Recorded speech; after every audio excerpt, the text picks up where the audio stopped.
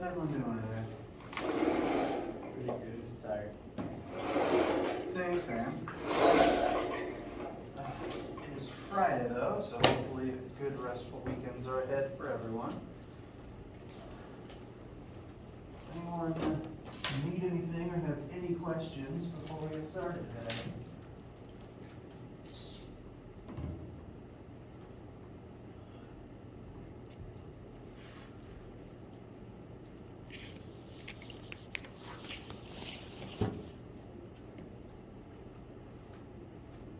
Alright.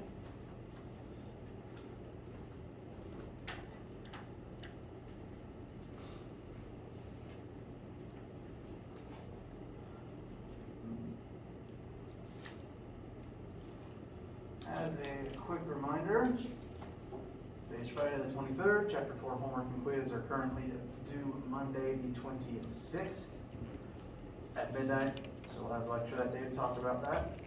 Additionally, I've worked out all the details.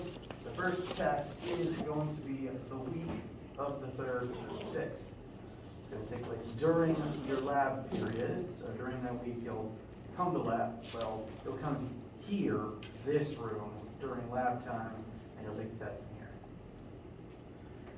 That way you'll be able to come in, not have to rush in, and have more than an hour to take the test, even though it's just designed to take an hour. You can take the full lab time.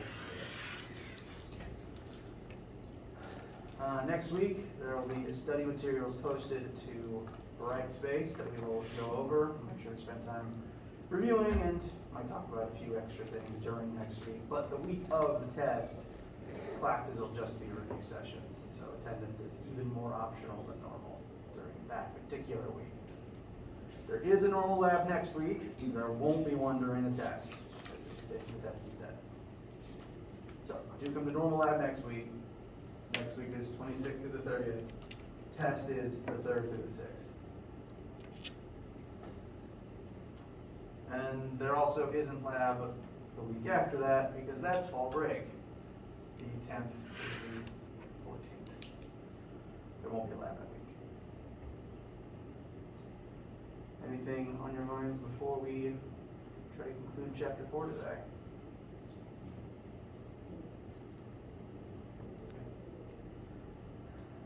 Do interrupt me with, again, any questions at any time. Last time, we looked at this example, worked through, I believe we did find numerical answers, although at the end I was a little pressed for time. Does anyone have any questions about how we arrived there, or does anyone want to look at it again?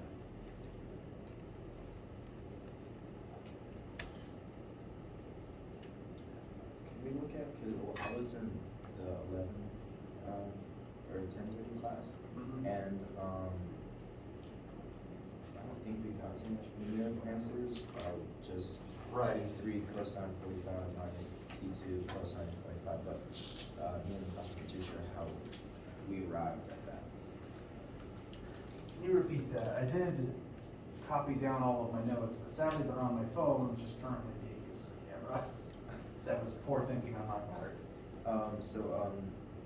EF of x, the total force, is equal to T3 cosine 45 minus T2 cosine 45. Can that be cosine? Wait, I might have misheard you. Did you say cos 30 for the first one? No, I said 45, but I think it should be 30, right? Sorry. Well, it could be that in class I wrote the wrong number, which does happen. Wait, I just erased 45 and then I rewrote 45. So clearly something is wrong with me.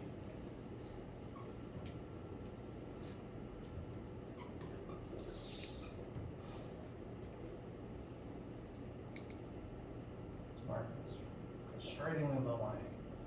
I believe the y-axis one was negative 980 plus T2 sine of 45 plus T3 sine of 30 also equals 0. All right. So yes, let's just make sure everyone has the steps written down.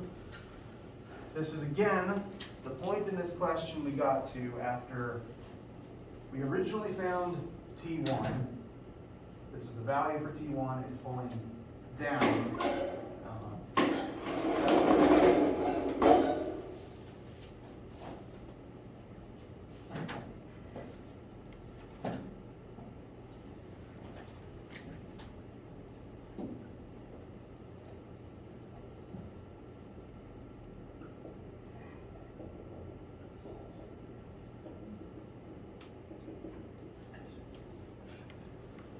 Both of these formulas are in reference to the forces acting on this point. Tension 1 pulls down.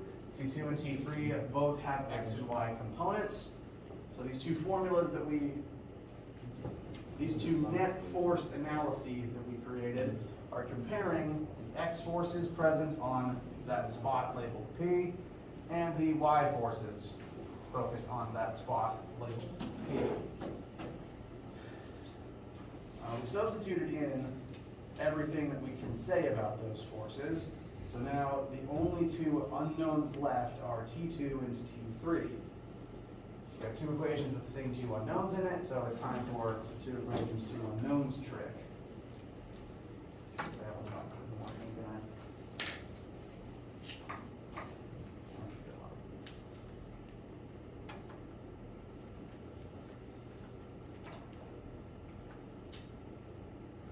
That means we're going to have to solve one of these for one of them, plug it into the other, get a number, put the number back into the first one. And that'll give us both T2 and T3. If I was doing this fully for myself on an assignment, I would start with this first formula, the X analysis, because it only has two things in it. The only two X forces present on point P are the X components of T2 and T3. So there's just fewer terms to have to deal with to simplify it. So T3 goes 30. Bring this T2 term to the other side. So T3 cos 30 equals T2 cos of 45. You can choose which one to solve for first. We're not going to get a number, we're just going to get a formula in terms of the other one. I'm going to pick T3 for now. So T3 equals T2 times cos of 45 divided by cos 30. Which looks a little bit messy, but both of those cosines are just known constants. There's no unknowns in there. And now, every time we see a T3, we can write this instead. We bring this into our other equation in place of T3, then T2 will be the only unknown we have left. So I'm going to do that now. I'm just substituting this in place of T3 in the Y analysis. In the Y-axis, T1 pulls down, and the Y components of T2 and T3 both point up.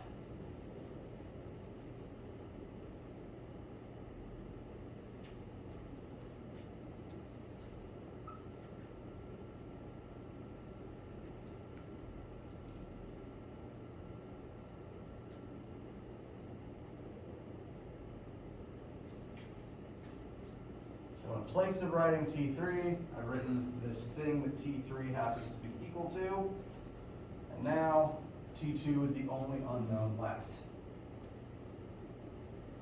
Thus begins just the algebra of getting to the answer.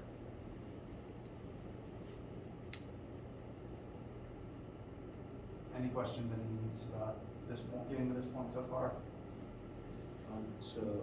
E f of x, why is that minus while e f of y is plus? There's some adding those together. Does that make sense? Hold on. Technically, so the sum of the net forces in the x-axis is 0.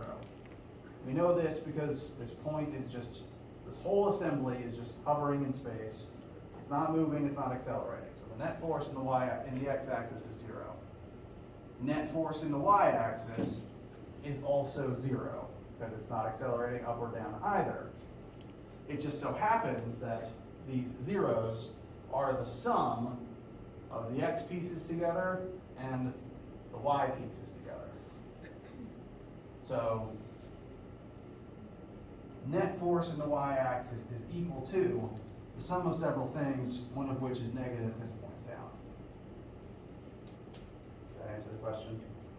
Okay.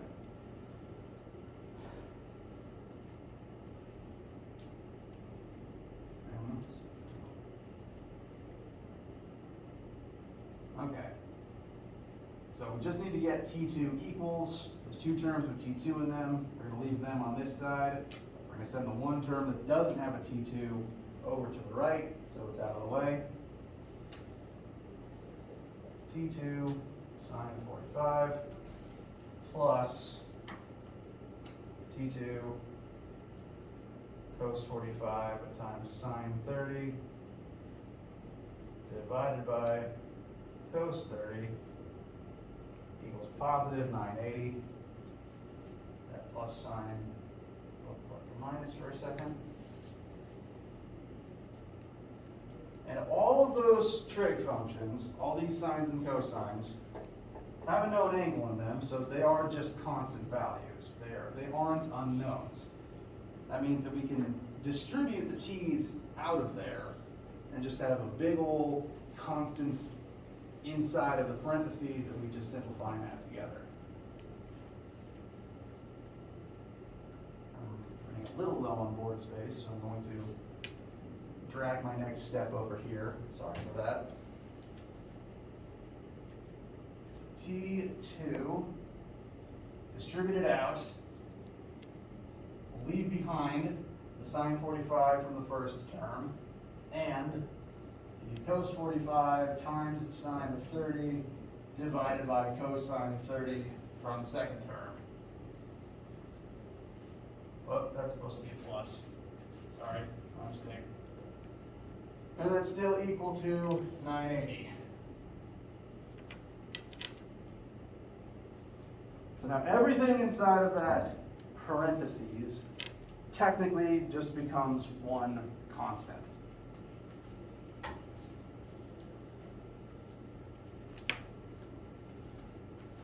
Now, I find that when I skip steps, it tends to come back and bite me because someone always has a question, then I have to go unskip it. So I'm just going to show all the lines of algebra this time.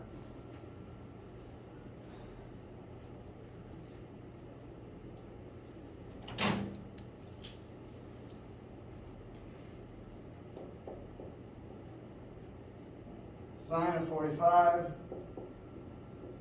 simplifies to 0.707. And this whole thing, cos of 45 times the sine of 30. I did just say I'd show it one piece at a time. Back up. Interestingly, cos 45 also simplifies to 0.707. That's just a quirk of 45-degree angles. Sine of 30 is 0.5. And the cosine of 30 is 0.866. Once you have all those numbers, top two multiply together and are divided by the 1 underneath. And so, the next number that appears is going to be this whole thing simplified.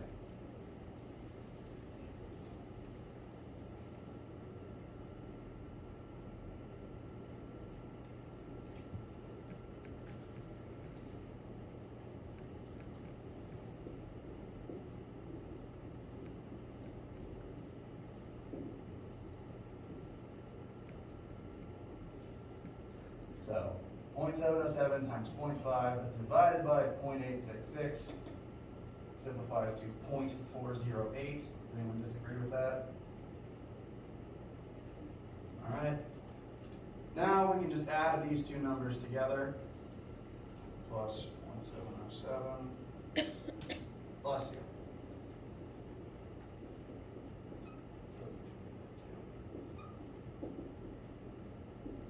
So the entire, everything in the parentheses simplifies down to 1.12. Then we'll just divide that over, and T2 should come out to be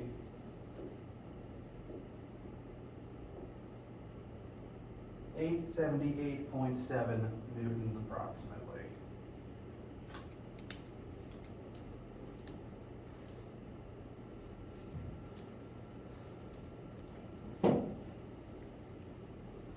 Notice it's less than T1, because T1 is taking the full weight of the box, whereas T2 is sharing that burden with T3. They're working against each other in the X, but they're helping each other in the Y, so ultimately it's less than T1. That answer makes sense because it is, again, sharing the weight. And once we have that number, we now have a number for T2. We can put that back in the first equation and just find a number for T3. So, T3 will equal 878.7 times cos 45 over cos 30, which will simplify to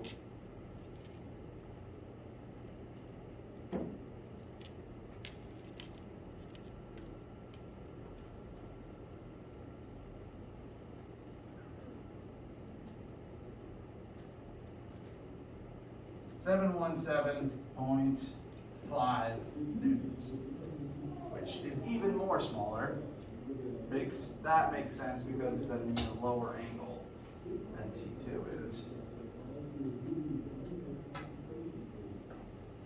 How does this one feel? So. Fair enough.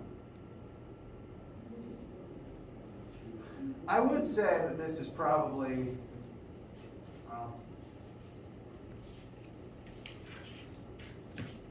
tension can get a little complicated because of all the direction changes, because of how the tensions interact with other forces on the same objects.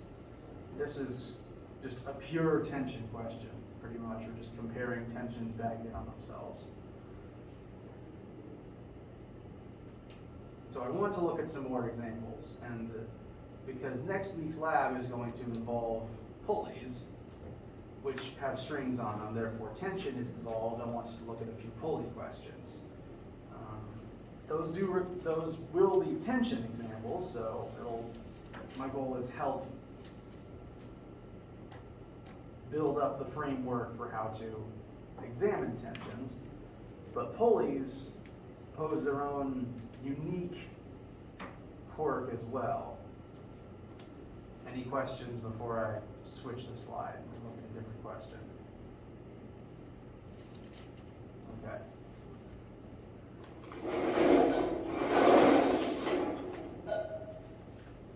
So, we'll start with this as our first pulley example. Here we have a pulley bolted to a table. That pulley has a string running over it that connects two boxes. First box is 100 newtons, and it's just sitting right here on a table. The second box is 50 newtons, and it is hanging over the edge of the table by the string on the pulley.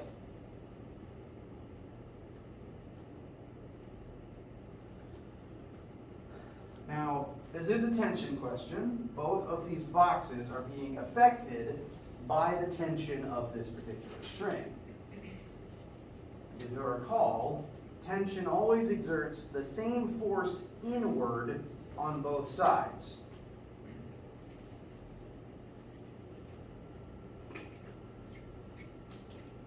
That means that whatever the tension in this string is, both boxes are subject to the same value for tension from this particular string.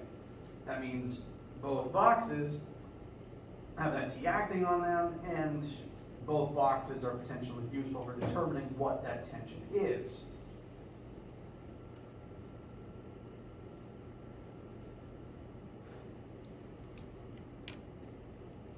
What makes this potentially interesting is the pulley. And the entire, oh no, that's the wrong slide. I'm terribly sorry. I put my slides out of order. Same picture, but this is the question we're supposed to be starting with. Sorry about that. This is the one without friction, to make it more straightforward. Sorry.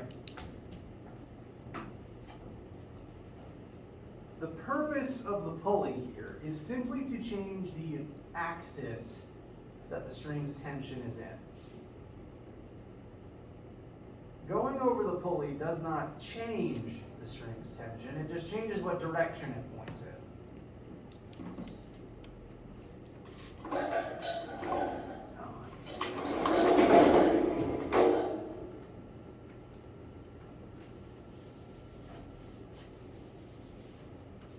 So before we even look at the question part of this question,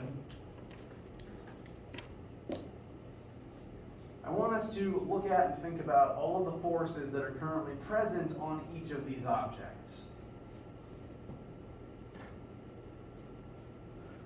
For the box sitting here on the table, what forces would be present acting on it? Gravity, very good. I don't know why, but if I start writing and the marker doesn't meet my arbitrary standards for how much ink is in it, I just get discouraged and want a new marker immediately. That's not much better. Okay, it'll work.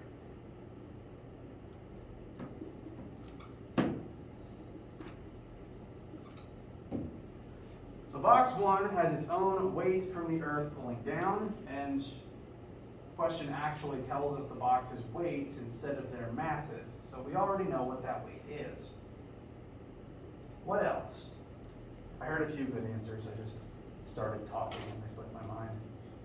Normal force. Very good. The table will also exert some amount of normal force upwards to oppose that force of gravity downwards. Is this a situation where you feel normal force and gravity will be equal and opposite?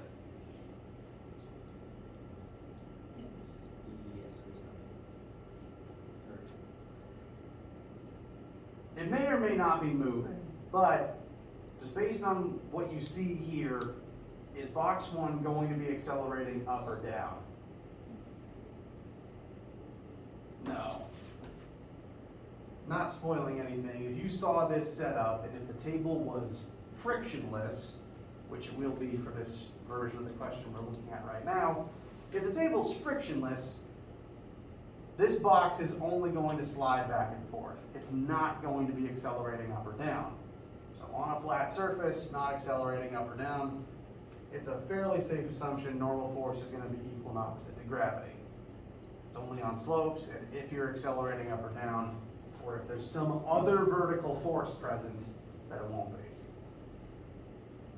But, I got a little ahead of myself there. You've identified there is a normal force. Very good. And what is the, assuming friction doesn't exist, which we are for right now, what is the last force that will be acting on box number 1?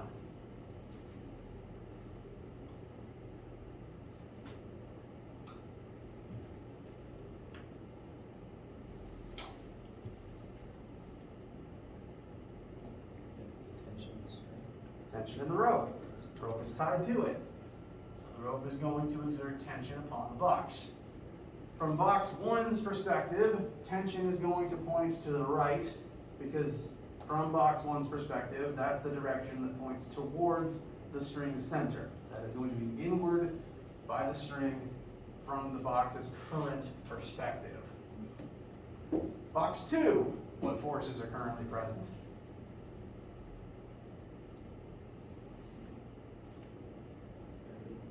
Gravity, very good, not a trick question.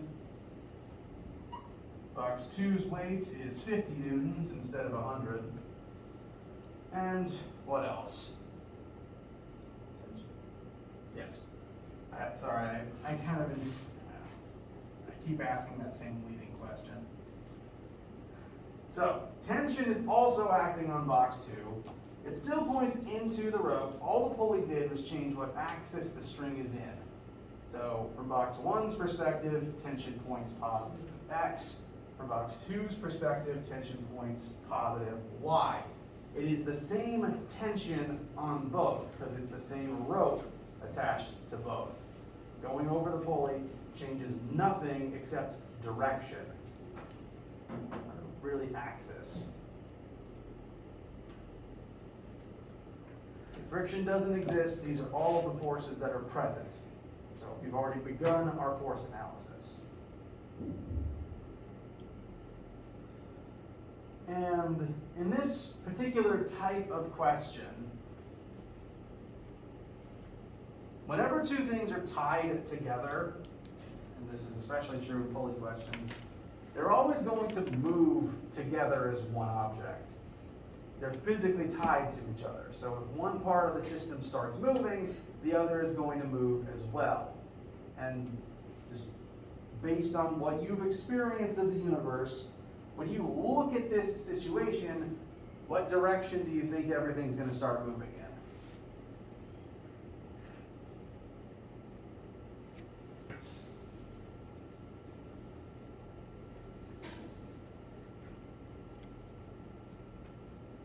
Again, assuming no friction.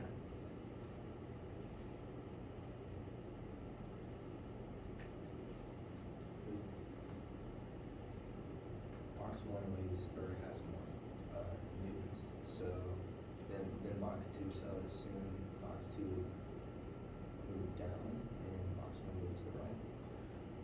You're correct about the directions. Box 2, if there's no friction holding this system in place, box 2 is going to fall down, box 1 is going to slide to the right. Because as box 2 descends, it's pulling the rope with it, and the rope is going to pull on box 1. So if box 2 falls down, which objects do tend to do on Earth, box 1 is going to get dragged to the right along with it. And since they're tied together, their accelerations will be the same. The same tension is acting on them. They will have the same acceleration as a result of their net forces. They have different masses, they'll probably have different net forces, but the resulting acceleration of both objects has to be the same because of how they're tied together.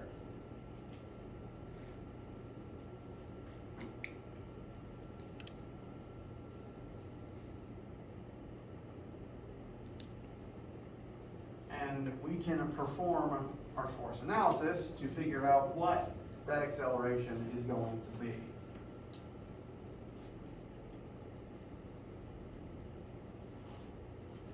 We've already determined every single force that's here.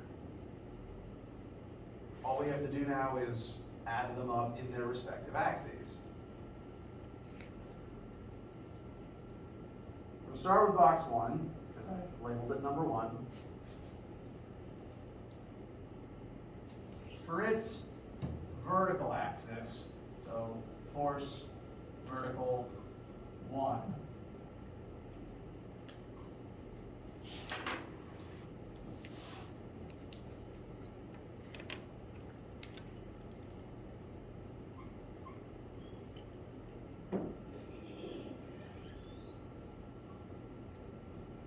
Vertically, it just has normal force and gravity canceling out. That's not really going to tell us anything here.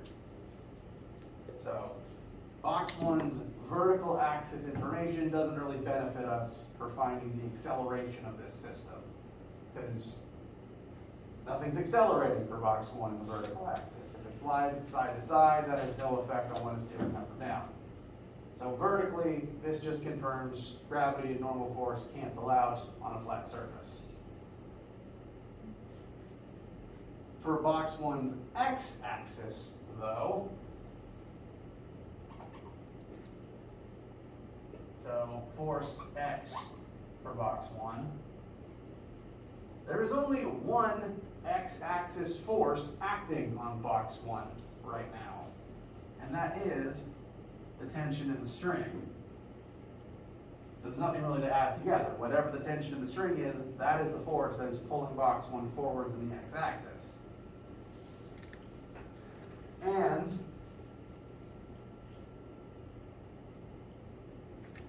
we know from Newton's second law, net force equals mass times acceleration. If this system begins moving, box 2 falls down, box 1 slides to the left, sorry, to the right, the system is going to accelerate. It's going to get faster and faster until everything stops. So, box 1's net force in the x-axis is equal to that tension. And furthermore, that net force is going to be equal to box 1's mass times box 1's acceleration.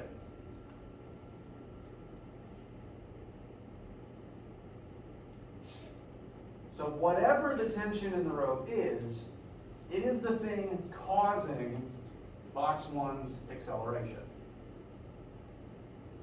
If that rope wasn't there, the box would just sit still on the table. Tension's the only thing pulling it forwards. And without friction to hold it back, it's the only thing in the x-axis. So in order to find the system's acceleration, we'll need something for tension first. Or possibly 2 equations, 2 unknowns.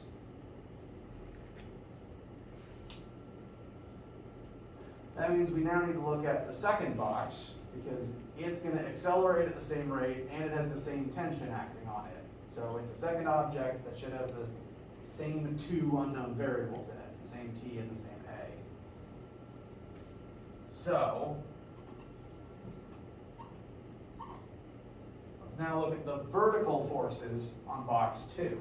Box 2 doesn't really have any x forces, so we'll skip that step for it. But vertically, box 2 has tension pulling upward. So it's the same tension, it's just pointing in the positive y. And it has its own weight pulling down.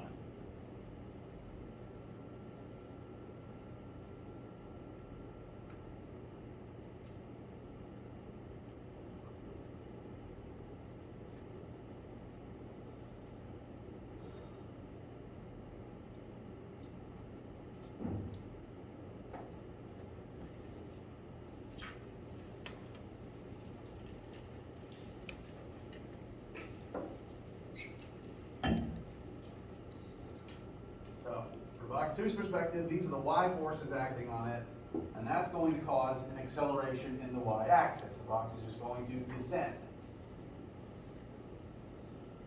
It has its own different mass to box 1, but it will have the same acceleration, because again, they're tied together, they're physically stuck. They have to move and accelerate at the same rate. So I guarantee you, these 2 equations have the same t and the same a.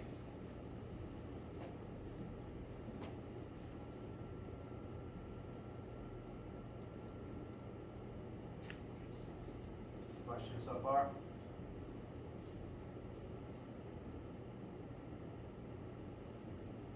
Okay.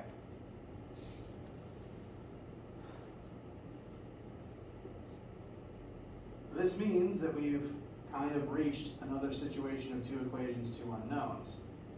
Both of these equations, the x analysis for box 1 and the y analysis for box 2, both have the same t, both have the same a in them. So we can use one to solve for the other, as we've done several times now. The last potential variable to fill in would just be each box's unique mass. Kind of frustratingly, the question gave us their weight and not their mass. So we actually have to use weight to calculate mass instead of the other way around. So, if you know something's weight, we got 50 newtons here and 100 newtons here, how do you find its mass?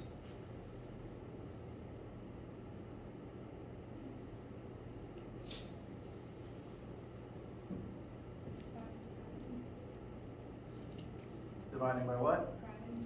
Very good. So Fg equals mg. Therefore, 100 newtons equals m1 times 9.8, and 50 newtons equals m2 times 9.8. Suppose I should make both of these negative, but then it'll just cancel out.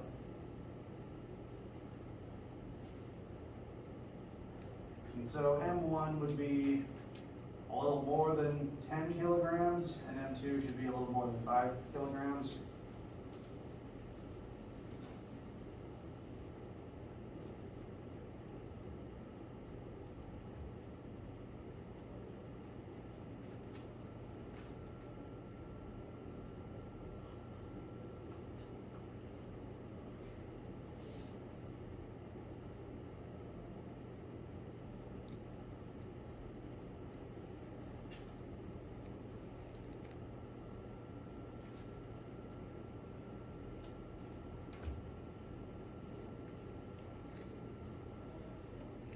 And now we can take both of those masses and just plug them in for M1 and M2. Plus.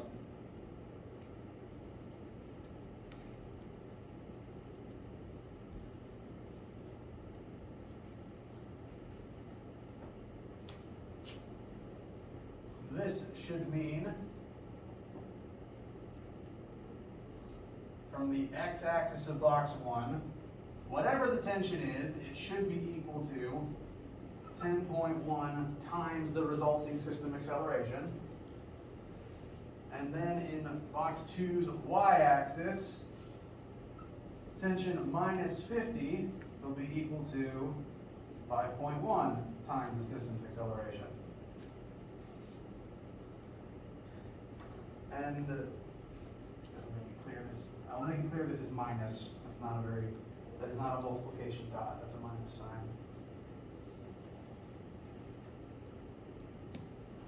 And as far as two equations, two unknowns go, this is actually pretty straightforward. First one's already in terms of t, you can just plug that straight into the other one. There is one small catch that I forgot to mention by now. We know from looking at the picture that T2 is going to be accelerating, box 2 is going to accelerate down. Gravity's pulling it down. If it's moving, it's because gravity is stronger than tension, and it's specifically moving downward. Now, if we just solve for A, our formula doesn't really distinguish, this is going to give us a number for A, but the equation doesn't really know what direction A is pointing in unless we tell it that. So because of the pulley and because of the different net force on both objects,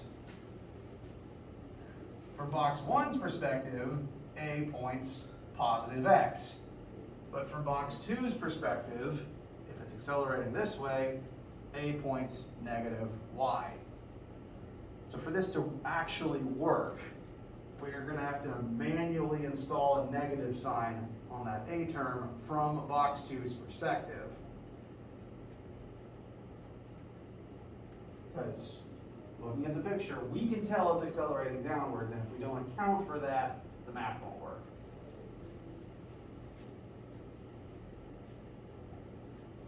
But after that step, we can plug this formula for t into our other one, which I will do now. So instead of t, I'm going to write 10.1 times A minus 50 equals negative 5.1 times A.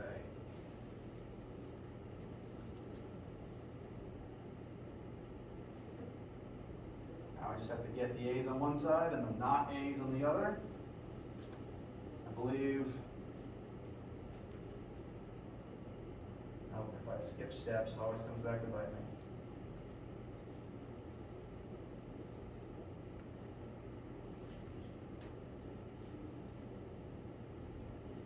The 5.1A will become positive on the left, meanwhile the 50 will become positive on the right. The two left terms with an A in them should add up. I've been miswriting mass 1 this whole time. It's supposed to be 10.2. That is entirely my mistake.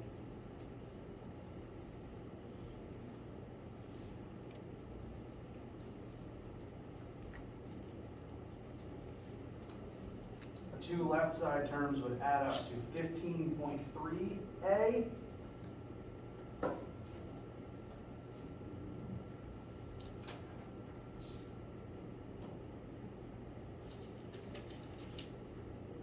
And that should give us a final answer for A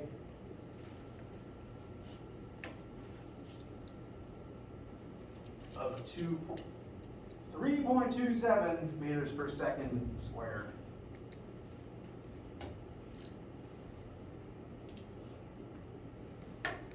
Some things I'd like to point out about this answer.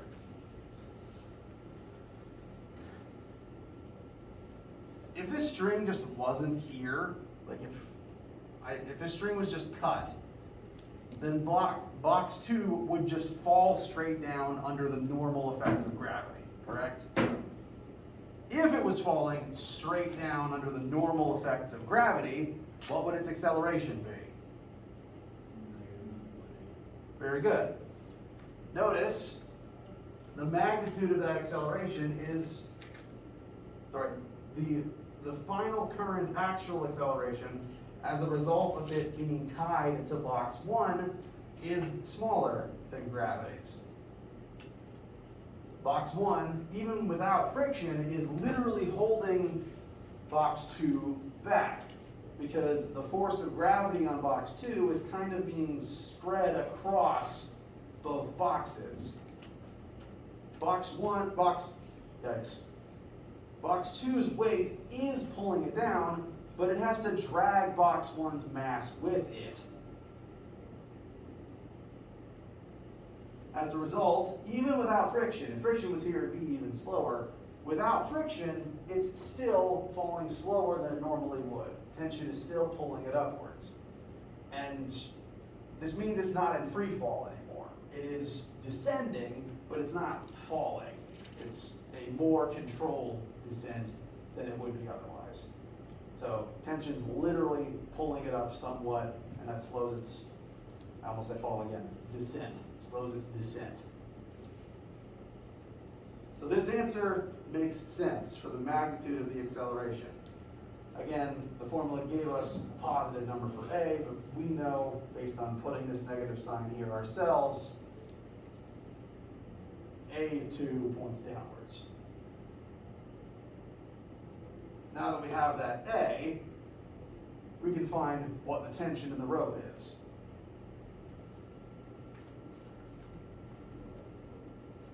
So our answer times 10.2 .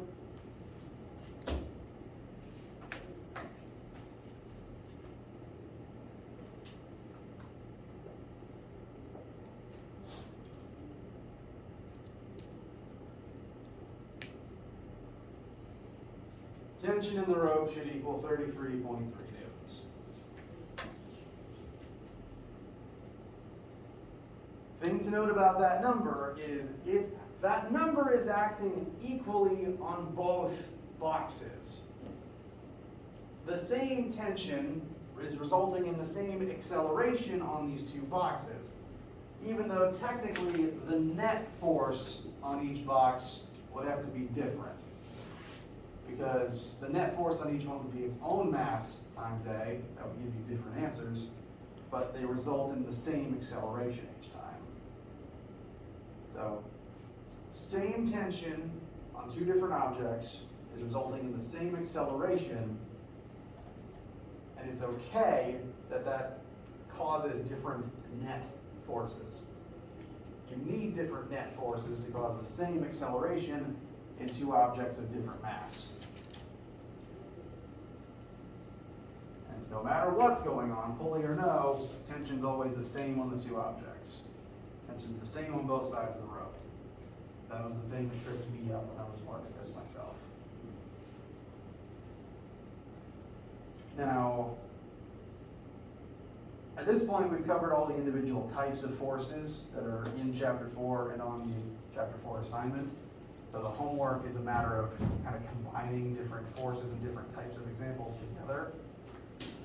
I know there's at least one question on the homework that has a pulley in it and a few that have strings in them.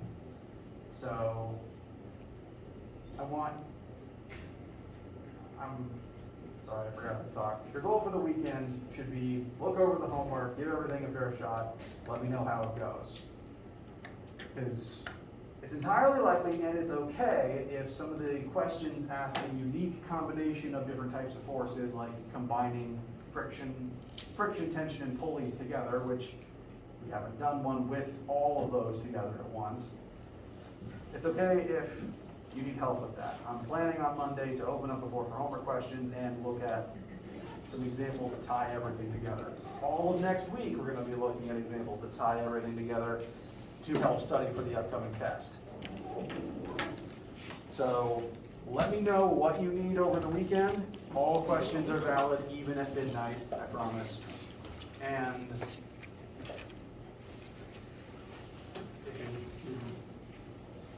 it's Friday, I'm thirsty, and I cannot talk. If you don't have any questions right now, you have a wonderful weekend.